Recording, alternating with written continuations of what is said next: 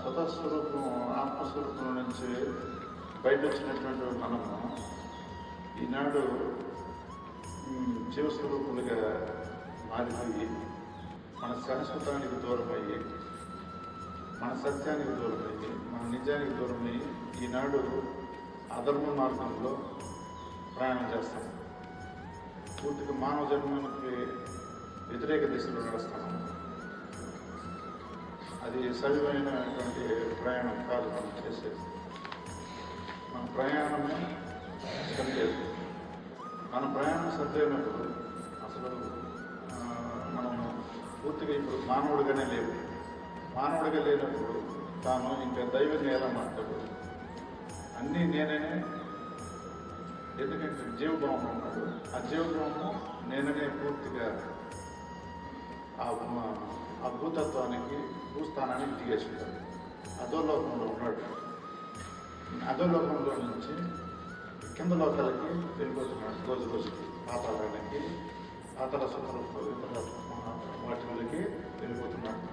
ఇలా వెళ్ళిపోయేవాడు నేననే అహము బలపడిపోతుంది.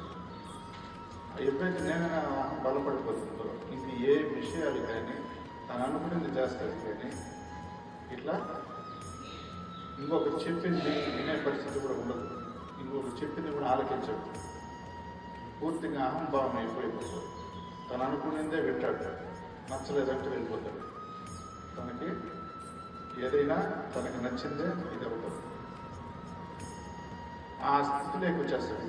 ఎందుకంటే పూర్తిగా స్వార్థము, అహంకారము మనలో బలపడిపోయింది. అందుకు మానవుడు తిరోగమనం అంటాడు. తిరోగమనం అంటే తాను వచ్చినటువంటి జన్మ నుంచి మళ్ళీ ఇంకా మిగతా జన్మాల్లోకి వెళ్ళడానికి సిద్ధంగా పడిపోయాడు. సిద్ధంగా ఉన్నాం. సిద్ధపడిపోయే తిరోగమనంలో ఉంది.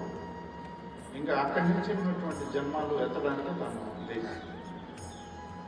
ఎక్కడి నుంచి ఏడోకం దాటుతూ ఇంకో ఏడోకం దాటుతూ తను పూర్తిగా సంపూర్ణంగా దాటాల్సినటువంటి వాడు, ఈ జాగ్రత్త స్వప్న సుషుప్తావస్థను దాటాల్సినటువంటి వాడు, ఈ గుణాతీతుడు కావాల్సినటువంటి వాడు, ఈ తత్వాలన్నీ తన స్వాధీనం చేసుకునేటువంటి వాడు, అలాంటి శక్తి కలిగినటువంటి మానవుడు